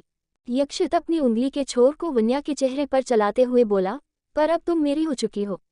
अब चाह कर भी मुझसे दूर नहीं जा सकती तुम। उद्धरण चिन्ह। वन्या ने जबरदस्ती की हिम्मत दिखाते हुए कहा, अगर दूर जाने की कोशिश की तो? उद्धरण चिन्ह। यक्षित पहले तो डेविल स्माइल करता है, फिर उसके चेहरे के पास आकर बोला, तुम अभी तक यक्षित राय सिन्हानिया को नहीं जान पाए हो। बेहतर यही होगा कि जैसा मैं कहता हूँ बिल्कुल वैसा ही करो, और खबरदार जो भागने की कोशिश की तो मुझसे बुरा कोई नहीं होगा। अंडरस्टैंड? उद्धरण चिन्ह। ये कहकर वह वॉशरूम की तरफ चला गया। उसके जाने के बाद वन्या वहीं बेड पर जा बैठी। उसकी आंखों में आंसू आ गए। उसे अब यक्षित के नाम से ही डर लग रहा था। यक्षित पर अटैक। यक्षित पहले तो डेविल स्माइल करता है, फिर उसके चेहरे के पास आकर बोला, तुम अभी तक यक्षित राय सिन्हानिया को नहीं जान पाए हो। बेहतर यही होगा कि जैसा मैं कहता हूँ बिल्कुल वैसा ही करो, और खबरदार जो भागने की कोशिश की तो मुझसे बुरा कोई नहीं होगा।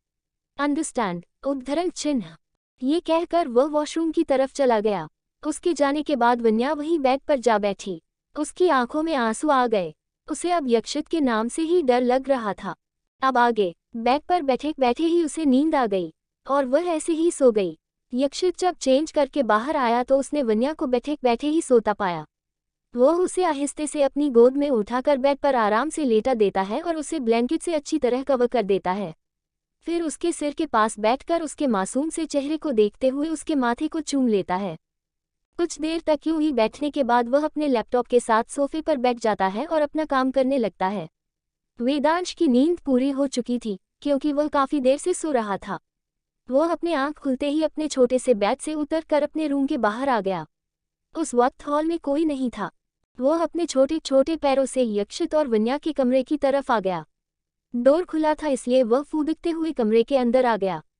जब यक्षित की नज़र अपने बेटे पर पड़ी तो उसने अपने लैपटॉप को साइड में रख दिया और वेद की तरफ अपना हाथ आगे कर दिया। वेद दौड़ते हुए अपने डैडी के पास आ गया। यक्षित उसके गालों पर किस करते हुए बोला, क्या बात है, आज मेरे बेबी की निन्नी जल्दी खुल गई। उद्धरण चिन्ह। वेद अपने डैडी की तरफ देखते हुए अपनी तोतली आवाज में बोला, यच डैडी, मुझे मम्मा तो देखने का मन हुआ तो मैं आ गया। उद्धरण चिन्ह। यक्षित अपने बेटे के गुलाबी गालों को सहलाते हुए बोला, अच्छा मम्मा को देखने का मन हुआ, पर बेबी अभी आपकी मम्मा तो सो रही हैं। उद्धरण चिन्ह। वेद यक्षित के गाल को अपने छोटे से हाथ से सहलाते हुए बोला, डोंट वरी डैडी, मैं मम्मा तो बिल्कुल परेशान नहीं करूंगा, बस उन्हें दे दूंगा। उद्धरण चिन्ह। यक्षित अपने बेबी के माथे पर किस करते हुए बोला, अरे वाह, मेरा वेदांश कितना समझदार हो गया है। ये कहते हुए वह वेदांश को अपनी गोद से नीचे उतार देता है। वेदांश अपने छोटे छोटे पैरों से बैग की तरफ बढ़ जाता है और थोड़ी देर स्ट्रगल करने के बाद वह यक्षित के बेड पर चढ़ने में कामयाब हो जाता है। यक्षित की नज़र तो अपने बेटे पर ही थी। वेद आहिस्ते से बेड पर चढ़कर वन्या के बगल में बैठ जाता है। फिर सोती हुई वन्या को निहारते हुए उसके माथे पर किस कर देता है। जब वन्या को अपने माथे पर छोटे छोटे होंठों के छूने का एहसास होता है तो वह अपनी आंखें खोल लेती है। सामने वेद का प्यारा सा चेहरा देख उसका दिल खुश हो जाता है। वह वेद को अपनी बाहों में भरकर अपने सीने में छिपा लेती है। वेद अपने दोनों छोटे छोटे हाथों से वन्या के गाल को भरने की कोशिश करता है। ये देखकर वन्या उसके छोटे हाथों को अपने हाथ में लेकर उन्हें चूम लेती है और दोबारा वेद को अपने सीने में छिपा लेती है। वेद को वन्या के पास आकर एक सुकून मिलता ही था। इसी सुकून में वह दोबारा अपनी आंखें बंद करके अपनी मां के सीने में सो जाता है। थोड़ी देर बाद यक्षित उनके पास आकर एक ब्लैंकेट से दोनों को कवर कर देता है और अपने काम में लग जाता है। शाम के 7 बजे वन्या किचन में डिनर बनाने की तैयारी कर रही थी। वेद भी अपनी मम्मा के साथ किचन में था। वन्या ने उसे किचन काउंटर में बैठा रखा था। उसे चॉकलेट्स भी दे रखा था। वह आराम से चॉकलेट खाते हुए अपनी मॉम को खाना बनाते हुए देख रहा था। युवान वेद को ढूंढते हुए और किचन में से आ रही खाने की खुशबू को सूंघते हुए अंदर आया। उसे पहले ही अंदाजा हो गया था कि वन्या ही होगी किचन में, तभी खाने में से इतनी अच्छी खुशबू आ रही है। वह वन्या के पास आकर उसे हग करते हुए बोला, आहा भाभी, मुझे पता था कि किचन में आप ही होंगी। खाने की इतनी टेस्टी स्मेल सूंघकर तो मुझसे वेट नहीं हो रहा। वह अभी भी वन्या को पकड़े हुए था। वन्या उसकी बातें सुनकर स्माइल करने लगी। तभी युवान को किसी छोटे छोटे हाथों की जोर अपने हाथ पर महसूस हुई। जब उसने देखा तो पाया कि यह वेद है जो किचन काउंटर में बैठा हुआ युवान को वन्या से अलग करने की कोशिश कर रहा था। वह अपने चाचू की तरफ घूरकर देखते हुए बोला, तातू आप मेरी मम्मा ते दूर रहो। मेरी मम्मा को सिर्फ मैं हक कर सकता हूँ। उद्धरण चिन्ह। वन्या अपने वेद की प्यारी प्यारी बातें सुनकर स्माइल करने लगी। युवान वन्या को और जोर से पकड़ते हुए बोला, बेटा ये सिर्फ आपकी ही मम्मा नहीं, मेरी भी मम्मा है। इस पर वेद उसे और जोर से घूरते हुए बोला, नहीं, मम्मा सिर्फ और सिर्फ मेरी है तातो, आपत्ति नहीं। उद्धरण चिन्ह। वह वन्या को किसी छोटे बच्चे की तरह पकड़ते हुए बोला, बेटा आपको आपकी मम्मा क्या मिल गई? आप तो अपने इस क्यूट से चाचू को भूल ही गए। जाए, मैं आपसे बात नहीं करता। ये बोलते हुए वह अपना मुंह फुला लेता है। वेद किचन काउंटर पर खड़े होकर युवान के फुले हुए गालों को अपने टिमटिमाती प्यारी आंखों के साथ देखने लगा और उसके लटके हुए चेहरे को अपने छोटे छोटे हाथों में भरते हुए बोला, तातू आप गुस्सा हो? उद्धरण चिन्ह। युवान ऐसे ही मुंह फुलाकर बोला, हाँ आपके चाचू आपसे गुस्सा हैं। युवान अभी भी वन्या को पकड़े हुए था। वन्या ऐसे ही गैस पर रखे जार में स्पून चला रही थी। वेद अपने दोनों हाथों से अपने कान पकड़ते हुए बोला, प्लीज तातो, आप वेदांश से नाराज मत हो। वेदांश तो आपते बिना खेलना अच्छा नहीं लगता। उद्धरण चिन्ह। उनके इस क्यूट से हरकत को दो आंखें किचन के दरवाजे से देख रही थी और अपने चेहरे में एक मुस्कान लेकर वे उन्हें निहार रहे थे। ये दोनों चैतन्य दादाजी और अनिल जी थे। वे देख पा रहे थे कि वन्या के आ जाने से घर में कितनी खुशहाली छा गई है। अनिल जी स्माइल करते हुए चैतन्य जी की तरफ देखते हुए बोले, पापा, वन्या बेटा को देखकर मुझे लगता है कि मेरी युविका वापस आ गई। वह बिल्कुल युविका की तरह प्यारी है और बिल्कुल अपनी मॉम मालविका की तरह पूरे घर को संभालती है। उद्धरण चिन्ह। कोई और भी था जो अनिल जी और चैतन्य जी को देख रहा था। ये था यक्षित। अनिल जी की बातें सुनकर कहीं न कहीं यक्षित को एक राहत मिल रही थी। चैतन्य जी अनिल जी के सिर पर हाथ फेरते हुए बोले, बेटा तू चाहे अपने बेटे से कितना भी नाराज क्यों रहे, पर इस बात को तू झुठला नहीं सकता कि उसने वन्या जैसी बेटी तुझे दी है। मैं बहुत खुश हूँ कि यक्षित ने वन्या जैसी लड़की से शादी की और इस घर की बड़ी बहू बनाया। उद्धरण चिन्ह। अनिल जी कुछ नहीं बोले और चैतन्य जी के चेहरे को देखने लगे, क्योंकि उनकी बात बिल्कुल सच थी। यक्षित की वजह से ही उन्हें वन्या जैसी बेटी मिली थी। वेदांश को इस तरह कान पकड़ते देख युवान झट से उसके पास गया और उसे गोद में उठाते हुए बोला, नहीं बेटा, आपको चाचू से माफी मांगने की कोई जरूरत नहीं है। उद्धरण चिन्ह। वन्या तो दोनों चाचा भतीजे की प्यारी प्यारी बातें सुनकर ही खुश हो रही थी। अभी यक्षित वाली बात उसके दिमाग से निकल चुकी थी, जिसे थोड़ी देर पहले उसने देखी थी। वह दोनों की तरफ देखते हुए बोली, क्यों ना आज हम सबकी पसंद का खाना बनाएं। उद्धरण चिन्ह। युवान अपनी आंखों में चमक लेकर बोला, गुड आइडिया भाभी। उद्धरण चिन्ह। वन्या, पर मुझे इसमें तुम्हारे हेल्प की जरूरत पड़ेगी। तुम सबकी फेवरेट डिशेस के नाम बताओ, मैं एक एक करके सबके मनपसंद डिशेस तैयार करती जाऊंगी। उद्धरण चिन्ह। युवान एक्साइटेड होकर बोला, फिर तो आप सबसे पहले मेरी फेवरेट डिश ही नोट कर लो। पता चल रहा है कि सबकी फेवरेट डिश गिनाते गिनाते मेरी डिश ही रह गई। ये कहते हुए वह सबके फेवरेट डिश के नाम गिनाने लगा। वन्या उसे एक नोटबुक पर नोट करती जा रही थी। वन्या ने सभी डिशेस को बनाना स्टार्ट कर दिया। 2 घंटे के अंदर अंदर उसने डाइनिंग टेबल को सबके पसंदीदा खानों से भर दिया। जब सभी डाइनिंग टेबल में आए तो सबके मुंह में पानी आ गया। यक्षित भी खाने को देखकर खुद को रोक नहीं पा रहा था। भाविक खाने पर अपनी नजरें रखते हुए बोला, देखने में ही इतना टेस्टी लग रहा है, पता नहीं खाने में कितना टेस्टी होगा। I can't wait to taste it. उद्धरण चिन्ह। ध्रुव, ये तो मेरी फेवरेट डिश है, पर मैडम आपको कैसे पता कि मुझे ये डिश बेहद पसंद है। उद्धरण चिन्ह। इससे पहले कि वन्या कुछ बोल पाती, आस्तिक ध्रुव की तरफ देखकर बोला, भाई सिर्फ तेरी ही फेवरेट डिश नहीं बनी, यहाँ हम सबकी फेवरेट डिश बनी है। वन्या की तरफ देखते हुए, पर मैडम हमने तो आपके नहीं बताया था कि यह हमारी फेवरेट डिशेज है। उद्धरण चिन्ह। युवान अपना सीना चौड़ा करते हुए बोला, all credits goes to me. तुम सबको मुझे थैंक्स बोलना चाहिए, क्योंकि मेरी वजह से ही तुम सब अपनी अपनी फेवरेट डिशेज को चख पा रहे हो। उद्धरण चिन्ह। एकांत, तुम्हारी वजह से? तो क्या डिनर मैडम ने नहीं तुमने बनाया है? मुझे तो यकीन नहीं हो रहा। उद्धरण चिन्ह। युवान, डिनर भाभी ने ही बनाया है, पर तुम सबके फेवरेट डिशेज का नाम तो मैंने बताया है ना। उद्धरण चिन्ह। चैतन्य जी, बेटा बाकी बातें बाद में कर लेना, पहले अपनी भाभी के हाथों का खाना चख लो। उद्धरण चिन्ह। सभी डाइनिंग टेबल में बैठ गए। वन्या सबके लिए डिनर सर्व करने लगी। आस्तिक ने उसे रोकते हुए कहा, मैडम आप रहने दीजिए, हम सब सर्व कर लेंगे। वन्या ने हाँ में सिर हिलाया और चैतन्य दादाजी और अनिल जी को डिनर सर्व करने लगी। उसके बाद उसने वेद को डिनर सर्व किया। यक्षित उसकी तरफ घूर कर देखने लगा, जिसे नोटिस करके वन्या ने उसकी प्लेट में भी डिनर सर्व कर दिया। फिर खुद भी खाने लगी। हमेशा की तरह आज भी वन्या ने बहुत ही टेस्टी खाना बनाया था। सब उंगलियां चाटते रह गए। खाने बाद सबने वन्या के खाने की तारीफ की और अपने अपने कमरे में सोने चले गए। दिन इसी तरह बीतने लगे। इस बीच वन्या डर के मारे यक्षित से बात नहीं करती थी। वह यक्षित के आने से पहले ही सोने की कोशिश करती थी या घर के किसी और कामों में बिजी हो जाती। कभी कभी तो वह वेद के रूम में ही सो जाया करती थी। एक दिन यक्षित आईएफएस के लिए जल्दी निकल गया था। उसे कुछ इम्पोर्टेंट काम था। वेद और युवान दोनों घर पर ही थे। युवान वेद के साथ नीचे हॉल में खेल रहा था। वन्या भी अपने फोन पर कुछ देखने में बिजी थी। तभी आस्तिक यक्षित को अपने कंधों पर सहारा देकर सिन्हानिया मेंशन में लेकर आ रहा होता है। युवान, वेद, वन्या और दादाजी ये देखकर तुरंत खड़े हो गए, क्योंकि यक्षित की व्हाइट शर्ट खून से लाल हो चुकी थी। ये देखकर वन्या तो डर के मारे कांप ही उठी। वेद तो अपने डैडी की ऐसी हालत देखकर रोने लगा। युवान किसी तरह उसे शांत कराने लगा। आस्तिक ने यक्षित को संभाल कर सोफे पर बिठा दिया।